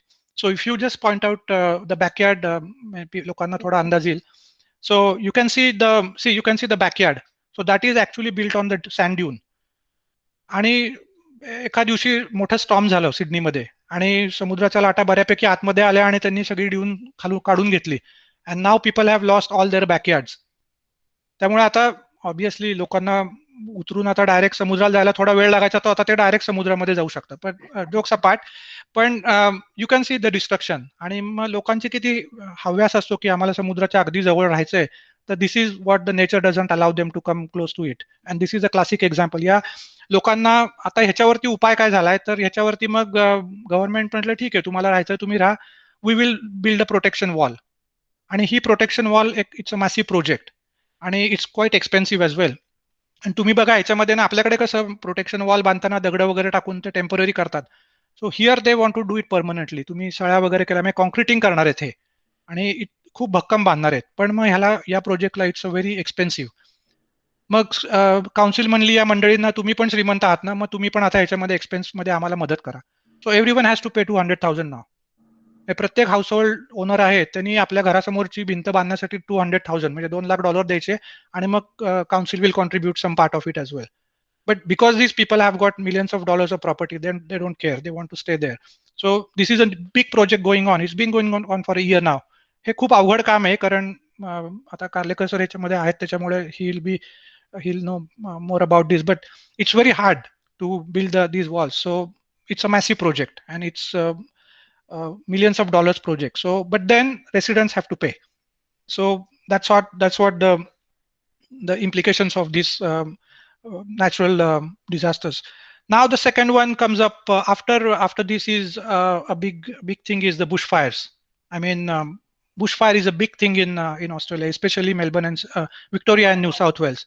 You can see how devastating these bushfires are. I mean, it is a common hazard in Australian summers as temperatures go soar to more than 45 to 50 degrees and supported by very high winds. तर तुम्ही आता बघा हे एक rural area मधलं एक photograph मी दाखवतो तुम्हाला. You can see how close the fire is to the properties, and you can see the smoke. I mean, this is another problem when the bushfire happens. कारण ऑस्ट्रेलियामध्ये ना खूप निलगिरीची झाडं आहेत आणि निलगिरीची झाडं पेटली की त्यांच्यामधनं खूप धूर येतो. म्हणजे they create so much of fume smoke, आणि हा स्मोक कित्येक दिवस राहतो. आणि सिडनी सिटी हे एक बेसिन आहे. So if you look at from geographical point of view it's a basin. त्यामुळे काय होतं की समजा सिडनीच्या आउटस्कर्टमध्ये ब्लू माउंटन्स आहेत, ब्लू माउंटन्समध्ये मोस्टली बुशफायर होतात. तर तिकडनं सगळं वाऱ्याचे ड्रिफ्ट झालं की सगळी हे जे स्मोक आहे it fills the whole Sydney city, आणि मग लोकांना अस्थमाची जी लोक असतात त्यांना खूप त्रास होतो. आणि मग that is one of the thing. आणि मग ऑलमोस्ट आठवडाभर हे सगळे स्मोक राहतो. So this is one more thing. आणि मग रुरल हाऊसेस ही असतात ना, ही mostly they are in the bushlands. त्यामुळे they are the easy prey for these bushfires, and also the houses in the metropolitan area who are living on the fringes of the forest, so they are also the bushfire hazard. तर आमच्याकडे काय करतात की to avoid this, I mean obviously it happens, but ह्याचं intensity minimize करण्यासाठी they do the back burning. Back burning is a major exercise. They do it in the spring. So आता तो सध्या सुरू होईल. आता स्प्रिंग आमच्याकडे सुरू झालाय, so it will start. And I think it's the same in Melbourne as well. Melbourne had the same issue as well. आणि बोल. Sorry, I interrupted. For example, 2019 December and 2020 Jan मध्ये इथे मेलबर्न आणि Sydney मध्ये खूप मोठ्या प्रमाणात bushfire झाले होते. इतके की सुरू झाले सिडनी मध्ये and it continued all the way through Melbourne. पूर्ण पॅच तो बुशफायर्सचा होता. आणि त्याचा प्रॉब्लेम इतका झाला की many flights had to be diverted back to South Australia, Adelaide. कारण मेलबर्न आणि सिडनी मध्ये they weren't able to land, कारण सगळीकडे स्मोकच होता. The visibility was zero. So that's one of the problems that every year Australia faces. Yeah, I think the next two slides are the, you can see how devastating the bushfires are. I mean, people almost lose the houses. I mean, it's very devastating. You can't imagine. See, these are the ruins of the property. It's one of the rural area, and you can see they are living in the bushland around this. And he's again nilgirichi झाडं आहेत आजूबाजूला, and the house is completely destroyed. And then I've got one more slide, which is the remains of the house. काही राहिलं नाही बघा. So this is how devastating, and you can see all the eucalyptus plants around these houses. So this is the massive impact of bushfires in the rural parts of New South Wales and Victoria. आता त्याच्यानंतरचा महत्त्वाचा मुद्दा आहे की impact of migration on urbanization. So obviously migrants play an important role in countries' economic development, and Australia is highly benefited from influx of migrants from various countries. तर हे migrants काय करतात, तर migrants bring various skills they adopted from their home countries to Australia, which has benefited a lot, and they also have the practical knowledge which helps to improve the quality of the work. And आता ह्याच्यात एक interesting गोष्ट आहे की जे most of the migrants who came to Australia and obtained the permanent move and they wanted to live permanently in Australia, 80% of these migrants have got the citizenship. त्यामुळे they stayed here. For those people who have stayed in Australia for 10 years are the citizens of Australia. So they chose into that. And obviously आम्ही जेव्हा आलो त्यावेळेला 2000 मध्ये it was, once you come to Australia, stay there for 2 years continuously, you can be eligible for citizenship. पण आता rule change झाला. आता you have to stay 4 years continuously in Australia, and then आणि आता त्यांनी रिटर्न एक्झाम पण केली आहे, which is easy. आमच्या वेळेला तोंडी परीक्षा होती, त्यामुळे आता ती रिटर्न एक्झाम आहे, but it's easy. So you have to pass the return exam, and then you have to stay in Australia for 4 years, and then you are eligible for the Australian citizenship. आता त्याच्यानंतर एक important aspect आहे ह्याच्यामध्ये की higher levels of migration show the positive correlation with lower spending per capita by government on social services, since migrants are predominantly of the working age. and therefore most likely to contribute towards the tax revenue and be dependent on the social services. I think Girija, you got a good point to mention here. Yeah, like as an Indian, सांगता येईल की Indian population ऑस्ट्रेलियामध्ये is less than 1% of total population, but they are the highest taxpayers in Australia. Also, they are the number one legal immigrants, and that's why they are like considered the least threat to Australian government. Like whenever Indians come, they are given the green channel. They are not being checked thoroughly as compared to the other nations. Also, they are considered to be one of the major driving force of economy, being the most highly skilled people in Australia. Correct. And the most tax-paying people in Australia. Correct. Yeah, that's good. Very good point actually. आणि मग असं कसं असतं की the mindset of these migrants is to buy their own house, and hence there is an increase in demand of the housing sector in Australia. तर हे जे migrants येतात ना, तर म्हणजे मी माझं उदाहरण देतो की when I came to Australia, I lived in the rental house for 5 years because I couldn't afford to buy the new house. So I was paying actually the mortgage of my landlord. म्हणजे माझ्या घराचा जो मालक होता त्याचं mortgage मी rent भरून भरत होतो. So that's how every migrant thinks that why should I pay my landlord's mortgage? I should pay my own mortgage. आणि मग लोक त्याच्यामधनं नवीन घरासाठी प्रयत्न करायला लागले. So then I went into a small house and I bought a villa in that. And आता ह्याच्यामध्ये ना रिअल इस्टेट आणि interest rate play a very important role. आता to be surprise, I mean ऑस्ट्रेलियामध्ये सध्या ना कॅश रेट 0.10% आहे. म्हणजे तुम्ही जर एखाद्या बँकेमध्ये जर पैसे ठेवायला गेलात फिक्स डिपॉझिट, तर तुम्हाला इंटरेस्ट रेट फक्त 0.10 मिळतो. ती आपल्याकडे काहीतरी 5-7% आहे सध्या फिक्स डिपॉझिटचा, पण इथे 0.10 आहे. त्यामुळे लोकांना बँकेत पैसा ठेवून काहीच उत्पन्न मिळत नाही, त्यांच्यावर इंटरेस्ट मिळत नाही. So the peoples now have the tendency to invest it in the real estate market to buy the investment property. तर त्याच्यामुळे आता प्रॉपर्टी म्हणजे अर्बनायझेशन मध्ये वाढ होण्याचं ते एक महत्वाचं कारण आहे. आणि इथे मॉर्गेज रेट आता सध्या ऑस्ट्रेलियामध्ये 2% to 3% मध्ये आहे. And there is a lot of competition between the banks. आणि सध्या काय असतं की आमच्याकडे ना दर मंगळवारी रिझर्व्ह बँक इंटरेस्ट रेट वरती मोठं स्टेटमेंट करतं की आम्ही इंटरेस्ट रेट वाढवणार आहे की नाही. पण गेल्या काही म्हणजे almost 2 years now the interest rate hasn't been increase because the inflation is very low. लोकांना जॉब नाहीत आणि पॅन्डेमिकमुळे रिझर्व्ह बँक आता धजावत नाहीये की इंटरेस्ट रेट आम्ही वाढवू म्हणून. So it's very low at the moment.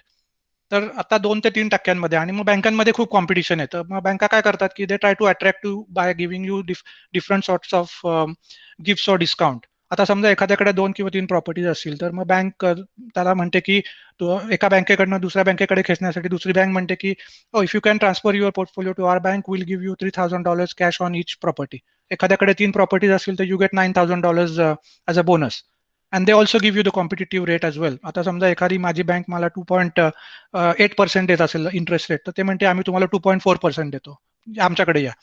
आणि मग अजून एक त्या तुम्हाला मधाचं किंवा गाजर दाखवतात, ते म्हणतात की will give you first 2 years as interest free, sorry interest only loan. म्हणजे तुम्ही प्रिन्सिपल आणि इंटरेस्ट नाही भरायचं, you just pay the interest. So that's how these are different types of attractions the banks give. आणि त्याचा people take the advantage. I mean there is no harm in that. I mean everyone, money is important to everyone. आता ह्याच्यामध्ये आणखीन एक इम्पॉर्टंट गोष्ट मला सांगायची की equity. I am just going little bit into the real estate, थोडंसं different from urbanization, but that plays a big part.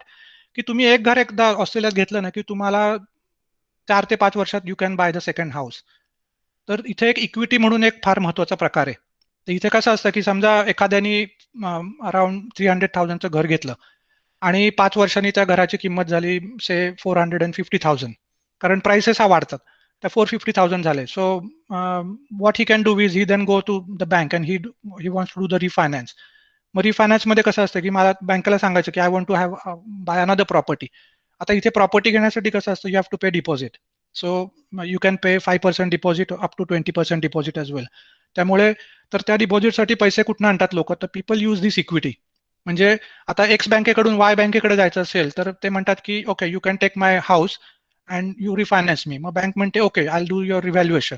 तर आता मी तुमच्या घराची किंमत 450 झाली आहे आणि माझं लोन तर 300,000चं आहे, तर म्हणजे मी 150 प्लस मध्ये आलो. सो आणि मग ते म्हणतात की okay you can use 150,000 to give me the deposit and will give you the loan. So that's how it plays. I mean that's how people get properties after properties on the equity. मला माहित नाही आपल्याकडे हा concept आहे की नाही, पण basically कसं असतं की कागदोपत्री तुमचे पैसे वाढतात. I mean indirectly you are selling your property to the different bank.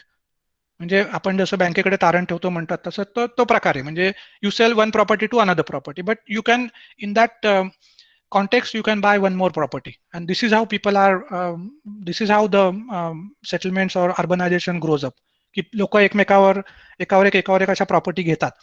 आणि just to give you the median price, म्हणजे तुम्हाला कल्पना येईल की सिडनीची मीडियन प्राइस आहे ती 1.4 मिलियन डॉलर्स आणि मेलबर्नची 1.02 आहे.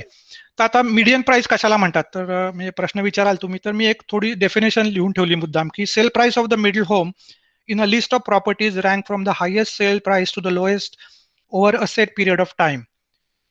It means if 71 houses were sold, the sale price of the 36th house would be the median house price. त्यामुळे you can imagine how expensive Sydney is. Median price is 1.4 million. So this is quite expensive. आणि त्याच्यामुळे काय झालं की now people are drifting towards the regional center. कारण pandemic मध्ये काय झालं, we are all working from home, so you don't have to go to office. So people say that why, instead of sitting in a highly rented apartment or house, why can't I go back and stay with my parents who are in the regional area, and that will be free of cost for me. So people are now moving back to region and trying to save the money. कारण you can work from home, जसं मी म्हटलं तसं internet facilities everywhere, so and it's a fast internet. So people go there and they stay in the regional centers, and that way the regional सेंटर्सची economy ही परत वाढायला लागली आणि तिथे ग्रोथ व्हायला लागली. मग तिथे पण लोक इन्व्हेस्टमेंट करायला लागले, and now steadily that part is growing up as well. I think now एक जस्ट तुम्हाला इंटरेस्टिंग फॅक्ट सांगतो की 73% of the Aussies live in stand alone homes and 27% people live in apartments or other semi detached homes. आता तुम्हाला पुढची slide दाखवणार आहे ती इव्हॉल्युशन ऑफ सबब्स, म्हणजे नवीन सबब कसे होतात. हे माझ्या सबबचं तुम्हाला उदाहरण देईन की on the left hand side you can see this is a Bardia place where I live. 5 वर्षापूर्वी बार्डियाचा मॅप तुम्हाला दिसतोय की जे कसं होतं सबब. इट वॉज ऑल बॅरन, आणि आय मीन प्लॉटिंग केलं होतं त्यांनी त्यावेळेला, आणि पण काही घरं नव्हती बघा. And on the right hand side is the current situation of Bardia. तर हे आता पूर्णपणे भरून गेलेलं आहे, and these are well planned suburb. आणि ह्याच्यामध्ये ना हे जे टाउन प्लॅनर्स असतात ना, ते फार पूर्वी म्हणजे फार मोठा विचार करतात, फ्युचरिस्टिक विचार. आता बार्डियामध्ये बोलायचं झालं तर it's only we had about 500 population 5 to 6 years ago, आणि there was a small school. आणि मग आता त्यांनी मोठं सबब वसवायचं ठरवलं. त्यावेळेला मग त्यांनी विचार केला की इथे कुठल्या एज ग्रुपचे लोक येतील, which age group the people will be. So they found that it's Y generation people, म्हणजे जे यंगस्टर्स आहेत ते येतील. So they have got like kids which are less than which are around 5 to 10 years old. मग त्यांच्यासाठी शाळेची पहिली त्यांनी मोठी इमारत उभारली. And then came the railway station was there as well. Then came the shopping center as well. आणि मग त्याचा या सगळ्या गोष्टी या फॅसिलिटीचा उपयोग आजूबाजूच्या 10 सबब्सला झाला. ही छोटे छोटे सबब्स आहेत. I mean in Bardia we have got about 3,000 houses, around 10,000 people live here. So this is a classic example of how planned these suburbs are. And I think the next slide is also you can see the proximity to the city. I mean, we are 60 kilometers away from the proximity, but if you can just zoom it, you can see the city landscape little bit. If you zoom it on that side, you can see the city landscape. So skyscrapers. तर आमच्यापासून city 60 kilometre दूर आहे, and this is you can see our suburb. And तर तुम्ही म्हणाल की how can you see 60 kilometre, आपल्याकडे 60 किलोमीटरवरनं काही फारसं दिसत नाही. आणि basic difference is no pollution. आणि सध्या सगळीच मंडळी घरामध्ये असल्यामुळे तशाही गाड्या फारशा रस्त्यावर नाहीत, त्यामुळे but you can see the city from our area. It's 60 kilometres तुम्ही दूरपर्यंत बघू शकता. सिटीची स्कायलाईन तुम्हाला दिसते, which is it's a good thing. I mean थोडं कारण इंडियातनं कोणी आले लोक तर आता माहित नाही, पण केव्हा येतील त्यावेळेला लगेच त्यांना सिटीत न्यायची जरूर नाही. इथनंच त्यांना आधी सिटी दाखवायची आणि त्यांना आवडलं तर न्यायचं. Just joking. Okay, I think Girija, you have got interesting slide on your Victorian. On same topic. Yeah. Clyde North is one of the emerging suburbs in Victoria right now. आणि हे 2011 ची तुम्ही slide बघू शकता. काही नव्हतं, it was like a barren land, and just after 5 years it was like this. आता इथे काय करतात लोक पहिल्यांदा, if they want to plan a suburb or if they want to construct a suburb, what they do is they just plot घेऊन direct बांधायला लागत नाही. पहिल्यांदा ते रोड्स प्लॅन करतील. They will see the public transport is up to date. They will see that there is a hospital nearby. They will see that there is school nearby. They will see that there is a shopping complex nearby. पहिल्यांदा infrastructural facilities आहेत ना ते बघणार, and if it is, then the government approves that okay, it's a green signal for you guys. On that basis, ऑस्ट्रेलियामध्ये आता 54 new suburbs develop झालेले आहेत to support the growing population. त्यातले just 12 are in Victoria, which are going to support around 50,000 people in near future. Just to give a comparative overview of this, like it's the same slide, but just to give a comparative, that's April 2011 and that's September 26. Same, this is Oran Park. Yeah, this is in New South Wales. Yeah. The same pattern, if you look at the second photograph, it was all barren, and you can see how beautiful the suburb has been set up in the Oran Park. So these are the classic examples of how the new emerging suburbs are coming through in New South Wales and Victoria. I think now we'll turn our attention to, we got like time limit, so we are turning a few slides on rural area. So just to give you the overview of how the houses in rural area look like. This is a typical house in rural New South Wales. They're beautiful houses, luxurious houses. So you can see how big the properties are. People have got the ponds, and they have got on the back side you can see the आपल्याकडे जसं गोबर गॅसचे plants असतात त्याचे छोटे छोटे मागे तुम्हाला त्याच्यावर दिसतात बघा. So, and there is a shed as well where you can your गाई म्हशींना वगैरे मशीन असतात पण गाईंना ठेवतात. आणि they have got some work sheds as well. किंवा आणि मग हे मेन हाऊस असतं which is a big one as well. So this is a classic rural म्हणजे आपल्या खेडेगावातलं जसं घर असतं तसं हे ऑस्ट्रेलियातल्या खेडेगावातलं हे घर आहे. So just wanted to show you that. Then the next one is, I think you got green veg in Victoria. Yeah. So green veg is अशी एक concept आहे व्हिक्टोरियामध्ये की wherein you are not allowed to buy the land in that green veg, or you can't construct anything. There is no road in the green veg. So basically there are 12 designated areas only in metropolitan Melbourne. आणि त्यात काय होतं की you can walk, you can go for a trek in that, but you can't do any construction sites over there. आणि त्याच्या आजूबाजूचा जो area असतो तिथं पण त्या घरांना सुद्धा एक सर्टन डिफरंट रूल्स लागू पडतात. फॉर एक्झाम्पल, हा जो एरिया आहे हा bordering one of the green wedge. इथे तुम्ही बघाल की the houses are quite sparsely spaced compared to the previous slides of Clyde North. आणि इथे you are not allowed to cut any tree. If you want to build a house, you have to build around the tree, but you can't cut it. Just to keep a check on this, government does it like technology-based surveillance karto for conservation. They do aerial photographs every year, and they compare it. If there is a difference between the two aerial photographs, which cannot be explained by the resident. Yeah. नाही बरोबर, हा फार महत्वाचा मुद्दा आहे. सर्व्हिलन्सचा मुद्दा फार महत्वाचा आहे. That's correct. So they have to give hefty fines, and the hefty fines are around thousands of dollars.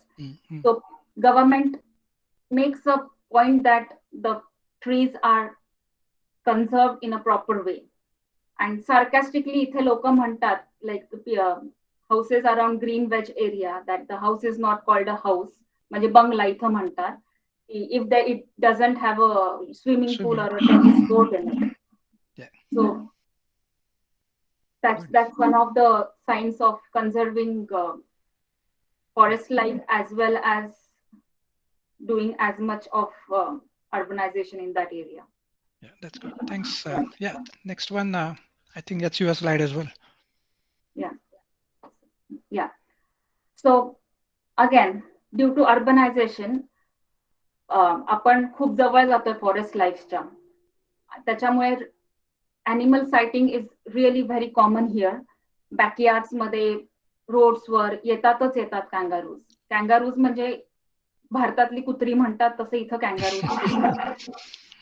तुम्ही 2 किलोमीटरवर जावा, माझ्या घरापासून मी जर 300-400 मीटर चालत गेले तर मला कॅंगरू दिसेल. सो गव्हर्नमेंटनी काय केलं, इथं प्रत्येक ठिकाणी साईन्स ठेवलेले आहेत. फॉर एक्झाम्पल तुम्हाला जर कोआला क्रॉसिंग असेल किंवा कॅंगारू क्रॉसिंग असेल नेक्स्ट 20-25 किलोमीटर, ते put a sign like this that next this kilometres crossing आहे, सो जस्ट बी केअरफुल. कारण इफ अ कांगारू तुमच्या गाडीला येऊन धडकले, it's not your fault, but तुमची गाडी आणि ते कांगारू दोन्ही कामातून गेलेलं असतं. For example, because the kangaroos are really huge over here. Yeah. Okay, good. I think we can ask some questions because we got, I think, 13-14 minutes left. So Yeah. I think we would welcome the questions. I mean, we got few slides to go, but I think questions will be more. We can talk on more on that one.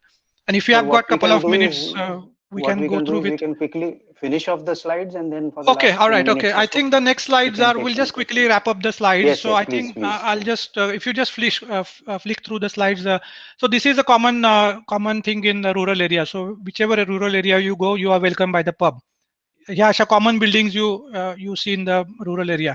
म्हणजे इथे म्हणतात की pub पासनं rural area म्हणजे त्या गावाची हद्द सुरू होते. So that is quite common. And I think because Australian loves drinking, so this is the classic example of every rural town has got this significant building. So the next one is, I think, from Victoria. Yeah. Yeah. बाकी काही नसलं तरी चालेल त्या गावात, पण pub असला पाहिजे. That's correct. Yeah, that is more important. And then the next one. हे एक छोटस गाव आहे, एक ग्रॅम्पियन्स म्हणून जागा आहे तिथे. तिथली टोटल पॉप्युलेशन लाईक 670 फक्त आहे, पण हा एक पब फक्त 80 पीपल्सना लाईक एम्प्लॉय करतं फ्रॉम दॅट विलेज. आणि this was like the oldest pub in Melbourne, one of the oldest, 1855 ला झालं होतं. But it's just like people get attracted to this pub and they are developing this area indirectly. Yeah. Same here, torquey नावाचं एक upcoming regional point आहे great ocean रोडच्या जवळ, की mainly tourism साठी. आणि इथं लोक काय करतात, they are just buying lands and constructing and developing them, only taking into consideration the tourism point of view and their second homes near the beach. And ithe mostly surfing आणि sky diving आणि water sports केले जातात. So they just rent it out for people and they are generating economy in this area. So it's pretty new suburb that's coming up. Mm-hmm. I think that's for you, sir. Yeah, this is the winery in the rural New South Wales. Just to give you the heads up, because these are quite common in the rural areas as well. So we can go to the, I think next one is Canberra. Yeah, this is the Australia's capital. आणि I think 12 मार्च 1913 साली कॅनबेराची निर्मिती झाली. आणि गिरिजाच्या स्टेटचं आणि माझ्या स्टेटचं बरंच भांडण झालं याच्यावरती. म्हणजे न्यू साऊथ वेल्स आणि विक्टोरियाला लोकांना हवं होतं Sydney would be the capital of Australia, Melbourne म्हणले, विक्टोरिया म्हणले Melbourne should be capital of Australia. आणि या दोघांच्या भांडणामधनं कॅनबेरा नावाचं गाव जन्माला आलं. आणि you can C how beautiful and well organized this city is, and you can see the roads and everything. आणि पुढची जी स्लाइड आहे त्याच्यामध्ये you can see the Parliament House at the heart of Canberra. आणि आजूबाजूला सगळी गव्हर्नमेंटची offices आहेत. and you go past the water, all the settlements are there. त्यामुळे कुणी फारसे कॅनबेरा गावात म्हणजे मेन शहरात राहत नाही, तर आजूबाजूच्या भागांमध्ये लोक राहतात. So this is just to thought of showing you on Canberra because this is the capital of Australia and how planned this has been. आणि कॅनबेरा तुमचा एका दिवसात बघून होतो. It's only 30 kilometers periphery, so you can just see in one day. I think this is the last slide. Yeah. Thank you very much, and I hope. I mean, it is a lot to say on this, but I mean, we have to have the time constraint. And thanks, Girija, for helping me out in the presentation and talking with me as well. Okay, now shoot the questions. Yes, the session is open for questions. Participants, if you have any queries, you could just post them out for the speakers. Oh, they can talk as well. Yeah. Sir, may I please? Yep. Sir बोलायचंय का? कारलेकर sir बोलायचंय? नाही, बाकीच्यांना बोलून घेऊ दे. मग मला 1-2-3 queries आहेत तेवढ्या फक्त विचारायच्या. Okay. Can I ask just now or after? Oh yeah. चालेल Yes, sir. I'll just interrupt for a moment. Yeah. We can still have this session on. It's only that 4:30 IST the coursework participants will switch to the next session. आपण हे चालू ठेवू शकू. No issues about that. Okay. I mean we will finish it off. No problem. Okay. Yeah. Okay. Yeah, we can start the questions. Good. Okay. Sir चालेल विचारा तुम्ही. हा At least. नाही मला एक प्रश्न असा होता की ही जी घोस्ट टाउन्स आहेत ना ती अबंडंट घोस्ट टाउन्स Okay. नाही का मिनरल्स वगैरे जिथे किंवा जिथे हो. ती ऍक्टिव्हिटी जिथे चालू आहे त्यांची आता काय परिस्थिती आहे अशी तिथे आता नाही हा प्रश्न फार चांगला आहे. तिथे आता म्हणजे मी त्याच्यावरती वाचलं तर ही जी घोस्ट टाउन्स आहेत ना इथे आता सगळा कचरा डंप करतात. कारण तसंही त्यांनी ऑलरेडी खड्डे खणून ठेवलेले आहेत म्हणजे माईनसाठी. तर ह्याच्यामध्ये जी वेस्ट असते जी म्हणजे शहरांमधनं आलेली वेस्ट आहे they transported to those areas and they do the landfill there. त्यामुळे ते तशा पडून नाहीयेत ते आता म्हणजे त्या आता कसं आहे की न्यू साऊथ वेल्सच्या आजूबाजूला ब्रोकन हिल भागामध्ये बऱ्याचशा डिफंक्ट माइन आहेत तर तिथे न्यू साऊथ वेल्सचे सगळा कचरा जातो आणि वेस्टर्न ऑस्ट्रेलियाच्या लोकांचं वेस्टर्न ऑस्ट्रेलियात जातो आणि म्हणजे because it's a cost involve पण आहे ना याच्यामध्ये ट्रान्सपोर्टेशन कॉस्ट. पण हा मुद्दा महत्वाचा या that's correct I forgot actually. तर हे बेसिकली ते लँडफिल करतात त्याचं. त्यामुळे कारण आता समजा आम्ही आमच्याकडचे फ्रीजेस वगैरे आम्ही टाकून देतो तर ते हाऊ कॅन यू डिस्ट्रॉय ना. So they just go and dump it there. So that is one thing. Yeah. कारण ते तसेही भाग तिथे राहण्यास योग्य नाहीयेत त्याच्यामुळे दॅट्स व्हॉट दे डू. आणि मी ऐकलं की आजकाल ते न्यूक्लिअर वेस्ट पण आता डंप करण्याच्या मागे आहेत. त्यामुळे दॅट इज वन थिंग म्हणजे लोकांनी आवाज उठवला त्याच्यावरती पण गव्हर्नमेंटला काय कुठून तरी पैसे मिळतात ना त्याच्यामुळे. तर दुसऱ्या कंट्रीज मधली न्यूक्लिअर वेस्ट इथे आणून होतणार आहेत ते. ते जरा थोडा सेन्सिटिव्ह विषय चाललाय. कारण तुम्ही सांगितलं त्याप्रमाणे की there may be number of ghost towns in Australia आहेत असतील. येस वेस्टर्न ऑस्ट्रेलियात जास्त आहेत. करेक्ट. नंतर आणखी एक प्रश्न असा होता की आपल्याकडे जो असं CRZ सारखे काही नियम आहेत कोस्ट लाईनच्या जवळ किती अंतरावरती बांधकाम अलाव केलेले आहेत वगैरे तर तसं कोस्टल फ्रंट किंवा वॉटर फ्रंटच्या असे काही नियम तिथे आहेत का इतक्या डिस्टन्सला तुम्ही मोकळं ठेवलं पाहिजे. नाही तुम्हाला खरं नाही हा मुद्दा बरोबर आहे पण तुम्हाला खरं सांगू का नाही इथल्या काउन्सिल्स ग्रीडी आहेत. त्यामुळे त्यांना रेव्हेन्यूसाठी ते जस्ट अलाव म्हणजे ते म्हणतात आम्ही तुम्हाला एवढी जागा सोडली पाहिजे. पण मी तुम्हाला नॉर्थ सिडनीचं उदाहरण दाखवलं ना they are all rich people and they don't care. I mean ते थोडे काउन्सिलला कन्व्हिन्स करतात आणि ते म्हणतात ठीक आहे आम्ही राहत नाही पण आमची बॅकयार्ड ठेवा तुम्ही तिथे. जातात पण they are paying the price ना. आता 200,000 त्यांना भरायला लागतात. सो पण असं ते आहे तो टेक्निकली झोन आहे पण ते म्हणजे लोक ते धाब्यावर बसवतात कारण शेवटी पैसा इन्व्हॉल्व आहे. कोस्टलाईन खूप चांगली आणि खूप मोठी आहे. येस करेक्ट आणि म्हणून लोकांना जास्तीत जास्त जवळ जायचं असतं. That's correct. तुम्ही बघितलेच आहे म्हणजे आपण जेव्हा मी बघितलेच आहे. आणि ब्रेकवॉटर वॉल्स म्हणलास ते जे मॉडेल आहे जे नवीन आता कन्स्ट्रक्शन चालू आहे आपल्याकडे तर फिजिबलच नाही म्हणजे शक्यच नाही. ओके या इट्स व्हेरी एक्सपेन्सिव्ह. त्यामुळे बरोबर. आणि दुसरं कोस्टल एन्व्हायरमेंट लक्षात घेतलं ना तर अशा तऱ्हेची आपल्याकडे ही फार डिझास्टर्स होऊ शकतात. करेक्ट. अशा तऱ्हेच्या वॉल्स. बरोबर आहे. करेक्ट. आणि तसं सिडनी तुम्ही म्हटला तसं हे हार्बर आहे ना ते म्हणजे इनलँड असं बऱ्यापैकी आतमध्ये त्यामुळे सिडनीला तसा स्टॉर्मचा धोका जास्त येत नाही. That's good. Correct. That's one point. सेगमेंटेशनचा पॅटर्न सगळं बदलू शकतो. करेक्ट. येस मॉडेल जर अप्लाय केलं तर बरोबर आहे. करेक्ट. येस. आणि ओनली वन क्वेश्चन असं नाही येत की तू तुझ्या डिस्कशन वरनं असं वाटलं की ऑस्ट्रेलिया इज व्हेरी एक्सपेन्सिव्ह वगैरे. It is very expensive. आपल्या सिटीज काय कमी एक्सपेन्सिव्ह आहेत पण इथे कसं असतं ना की यू हॅव टू पे द विकली रेंट.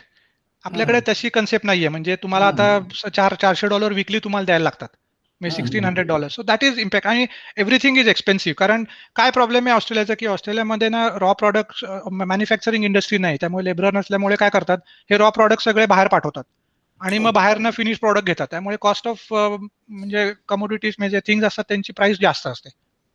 त्यामुळे म्हणून इट्स एक्सपेन्सिव्ह. Yes correct. कारण इथे मेन काहीच होत नाही ना मॅन्युफॅक्चरिंग ते सगळं बाहेर पाठवून तो कॉस्ट शेवटी भरायला लागते ना. त्यामुळे thank you. Thank you. Any more questions from the participants? हा नवनाथ बोलतोय पुण्यावरून. नवनाथ बोल. मला असं विचारायचं होतं की जसं इंडियामध्ये इलिगल इमिग्रंट्स येतात, म्हणजे लोक प्रवेश करतात बॉर्डरवरनं, असा काय प्रकार तिकडे होतो का? येस येस, महत्वाचा मुद्दा मांडला. मी बोलणार होतो पण वेळ नव्हता माझ्याकडे. इलिगल इमिग्रंट्स येतात, पण ही मंडळी असतात ना, ही बोटीतनं येतात. ओके. आणि कारण विमानाने येऊ शकत नाही. विमानाने आलं की you have to have big checks, म्हणजे सगळं तुमचं पासपोर्ट असतं. पण ऑस्ट्रेलियाची कोस्टलाईन एवढी मोठी आहे की त्याला पोलिसिंग करणं शक्य नाही. म्हणजे त्यामुळे ते काय करतात, कुठून येतात, मग ते नॉर्दर्न साईडला उतरतात बोटीतनं आले की, आणि मग ते आपापल्या त्यांची कम्युनिटी ऑलरेडी असते. म्हणजे मोस्टली श्रीलंकन लोक बरेचसे आलेत. म्हणजे यू कॅन इमॅजिन की लोक जीवावर उदारून येतात. श्रीलंकेहून बोटीने येणं, छोट्या छोट्या बोटीतनं ऑस्ट्रेलियापर्यंत येणं, किती जीवावर उदारून येतात लोक. फिलिपिन्स मधनं बरीच आली आहेत इलिगल इमिग्रंट्स खूप आहेत. त्यामुळे मग त्यांचं काही अशा रेकॉर्ड नसतं. गव्हर्नमेंट काय ऍक्शन घेत नाही मग त्याच्यावर? जसं नाही, आपल्याकडे गव्हर्नमेंट सापडले तर त्यांना एक आमच्या इथं ना नारू आयलंड म्हणून आहे ऑस्ट्रेलियाच्या थोडं ओके. बाहेर, तर त्यांना तिथे ठेवतात डिटेन्शन सेंटरमध्ये. मग त्यांचं प्रॉपर विजाचं प्रोसेस करतात, आणि इफ दे आर एलिजिबल त्यांना इकडे मेनलँडवर घेतात, नाही तर मग त्यांना परत त्यांच्या देशात डिपोर्ट करतात. पण ओके, ओके. पण इलिगल आलेले, गुपचूप आलेले कसं कळणार ना? हाऊ कॅन यू? एवढी मोठी कोस्टलाईन आहे, कळत नाही ना बोटीने कुठूनही बरोबर. आले तरी. You can have the surveillance for that. Right. पण इट्स अ गुड पॉईंट. आम्ही तो म्हणजे मायग्रेशन मध्ये हा मांडला होता, पण it's good good good good point. Thank you. Thanks. May I Yeah, now? any more questions? Yes, Yeah. yes, Thakre ma'am. Sir, I just want to know that nowadays Australia is considered to be getting more hotter. Summers are very hotter. So, what is the scenario during that season? Okay, नाव तुम्हाला सगळ्यांना माहिती आहे की ऑस्ट्रेलियावरती ओझोनचं layer खूप कमी आहे, आणि कॅन्सर ही एक मोठी आपत्ती इथे आहे. लोकांना ना इथे टॅनिंगची सवय आहे. म्हणजे ऊन पडलं की लोक बीचवरती जाऊन बीचवरती उघडे झोपतात, म्हणजे टॅनिंग करण्यासाठी. पण that has got another implication. मग त्यांना त्याचे म्हणजे स्किन कॅन्सर होतात, कारण इट्स अ स्कॉचिंग सन. तुम्ही उन्हाळ्यामध्ये अंगावर पूर्ण म्हणजे फुल शर्ट घातल्याशिवाय बाहेर पडू शकत नाही. अदरवाईज इट्स म्हणजे इथे घाम येत नाही, पण इथे चटका बसतो हाताला. त्यामुळे आम्ही बाहेर पडताना सनस्क्रीन वगैरे सगळं लावून बाहेर पडतो. So it is very hot. I mean the temperature can soar up to 45 degrees. सिडनीत 45 जातं, मेलबर्नला तर 50 पर्यंत पण जातं. हो. त्यामुळे सो it is torture. I mean उन्हाळा अवघड असतो. Okay, and it is also considered as one of the major factor that causes forest fires. Yes, perfect yes. म्हणून मी म्हटलं ना की स्कॉचिंग हिटमुळे बुशफायर्स बेसिकली होतात, आणि प्रचंड वारा वाहतो, त्यामुळे त्या ठिणग्या सगळीकडे पसरतात. And that just adds to the fire. Okay, thank you. पण बुश फायरला जुना प्रॉब्लेम आहे तसं ना ऑस्ट्रेलियामधला. बुशफायर इज जुना आहे, आणि म्हणून ते बॅक बर्निंग आता फार मोठ्या प्रमाणावर करतात. म्हणजे आता स्प्रिंग सीझन चालू आहे ना आमच्याकडे, इट स्टार्ट्स नाव. ज्या दिवशी त्यांना फाईन डे मिळेल, वारा कमी असेल, त्या दिवशी लगेच सुरू. एक्झॅक्टली. Yeah. कारण December January are the worst month for bushfires. Sir, मी एक प्रश्न विचारू? सर, तुम्ही सांगितलं की कोस्टल एरियाजमध्ये ऑस्ट्रेलियन लोकांचे सेटलमेंट्स जास्त आहेत, आणि after their retirement they tend to move towards the coastal areas, even the senior citizens also, and that's why they are constructing their houses along the beaches, beaches. मग एकतर population ऑस्ट्रेलियाची इतकी कमी आहे, आणि instead of taking care of their citizens, why do government allow them to build? अशा प्रकारे कन्स्ट्रक्शनला अलाव का करतात? नाही, हे जे आहेत ना, हे बेसिकली गुड क्वेश्चन ऍक्च्युली. आणि ह्याच्यात कसं होतं ना की लोकांकडे भरपूर पैसा असतो, आणि काउन्सिल्स जे असतात ना, त्यांना this is the only revenue they have. आणि मग ते लोकांना ही घरं ही खूप जुनी बांधलेली घरं असतात. म्हणजे ह्या प्रॉपर्टीज या जुन्या लोकांनी खूप पहिल्यांदा घेऊन ठेवलेल्या असतात. Now the prices have gone up because of the proximity to the beach. पण ह्या पूर्वीपासून मी तुम्हाला असं म्हटलं ना की कॉलोनायझेशन जे झालं, ह्या ज्या कॉन्व्हिक्सनी जे केलं, कैद्यांनी केलं, ते अलॉंग द कोस्टच केलं ना सगळं. त्यामुळे त्यांनी ऑलरेडी घरं बांधून ठेवली होती, तर ओनली ते जुनी घरं बांधून त्यांनी नवीन घरं बांधली त्याच्यामध्ये. पण ह्याच्यामध्ये काय झालं की याच्यात काउन्सिलला खूप बेनिफिट झाला, कारण काउन्सिलला टॅक्स भरपूर मिळतो ह्याच्यामध्ये, कारण these are the wealthy people. आणि ते थोडी परवानगी देतात. म्हणजे आता आपल्याकडे सुद्धा एन्क्रोचमेंटला काही वेळेला परवानगी असते, तशी लोक करतात. म्हणजे सगळेच लोक अगदी ड्यून्सवर बांधत नाहीत, पण काही लोक ज्यांच्याकडे काउन्सिलला नमवायची क्षमता असते, दे डू इट. आणि these suburbs are the classic examples. म्हणजे everywhere you don't see that the beaches are on the dunes. पण एक मी तुम्हाला रिप्रेझेंटेटिव्ह उदाहरण दिलं की किती डिस्ट्रक्टिव्ह होऊ शकतं आणि how expensive it will be then. पण इट्स नॉर्मल ट्रेंड, लोक थोडे मागे राहतात. म्हणजे रुरल एरियातलं तुम्ही कोस्टल भागात गेलात तर you have little bit of distance between the sea and the houses. त्यामुळे तो प्रॉब्लेम नाही, पण शहरामधल्या लोकांना जास्त ग्रीडी असतात लोक, त्यामुळे दॅट इज वन थिंग. आणि हे जे रिटायर लोक असतात त्यांना काय म्हणजे पाण्याचं वेळ असतं, त्यामुळे they just want to close near the water. आणि त्यांना सगळ्या सिटीच्या अम्युनिटीज हव्या असतात, कारण they have spend the rest of the life in the rural area, so they got lot of money. So that's what it is. Sir मी विचारू का एक? हा सर मी Last question, huh? This is the last question. Okay. Actually, I had said the earlier question. Okay sir विचारू का sir एक? Oh yes, you can talk. Yeah. Please go ahead fast. हा सर मॅडम. ओके सर, ज्योती मॅडमच्या प्रश्नाला लागून आहे actually हा, की जर आपण पाहिलं तर कोस्टल एरिया हा मोठा आहे आणि अराउंड सेटलमेंट जे आहे ते कोस्टल एरियाला स्प्रेड झालेले आहे. तर त्या ठिकाणची जी क्रिक लाईन जी आहे तर ती कशा पद्धतीने डेव्हलपमेंट त्या ठिकाणी सॉरी, कशा मला पद्धतीने तो केलं आहे? कुठला शब्द नाही कळला मला, काय म्हटलं तुम्ही? क्रिक लाईनला क्रिक म्हणायचं असेल. क्रिक लाईन म्हणजे जे कोस्टल म्हणजे क्रिक लाईन जी आहे, क्रिक लँड. ओके हा, ओके, गुड क्वेश्चन. तर क्रिक लँडचं तुम्हाला क्लासिक एक्झाम्पल देतो मी. आमच्याकडे जे ऑलिम्पिक पार्क आहे ना, ऑलिम्पिक पार्क तुम्ही ऑलिम्पिक 2000 बघितलं असेल ना, 2000चं ते ऑलिम्पिक पार्क म्हणून जे पूर्ण बसवलंय ना, तर that is on a creek land. म्हणजे ती रेक्लेमेशन लँड आहे पूर्ण. त्याच्यावर त्यांनी पूर्ण भर घातली त्या एरियामध्ये आणि मोठी स्टेडियम उभारली. आणि त्याच्यामुळे काय झालंय की आम्हाला तो पांढरा, आता तो सध्या पांढरा हत्ती आहे कारण त्याच्यावर काय होत नाही. आणि because of that we are paying the GST on that reclamation. संपूर्ण ऑस्ट्रेलियावरती 10% जीएसटी बसला त्याच्यामुळे. तर it was a big massive reclamation area they created for Olympics. तर तिथे मोठी, आता ते ऑलिम्पिक पार्क हे सबबच झालंय म्हणजे. त्यामुळे पण दॅट्स अ गुड क्वेश्चन की रेक्लेमेशन पार्कचं क्लासिक उदाहरण हे ऑलिम्पिक पार्क आहे. तुम्ही जर गुगल सर्च केला ऑलिम्पिक पार्कचं, गुगल अर्थवरती फोटो बघितला तर you can see it's all. आणि त्याच्या बाजूला सिल्वर वॉटर म्हणून जी क्रिक आहे ती तिथे आहे. सो that is a classic example. Thank you sir. Okay, I'm very sorry that I'll have to interrupt this interesting discussions, and I believe there could have been many more questions, but due to say paucity of time, we will have to cut short. And I believe it is already 9 o'clock in Australia by now. So yeah, that's fine. It's Friday, don't worry. Our weekend has all happened. Oh yeah, I forgot that. Anyway, I would thank Dr. Deswandikar and Girija for being in this particular session. This was a very unique experiment that we tried. In fact, last few days we have been having sessions on urbanization of Maharashtra, and yesterday we had a person from Mantralaya who joint commissioner for municipal thing, and he also gave us the government view on urbanization and so on and so forth. And in continuation of that, we had this session. It was very interesting.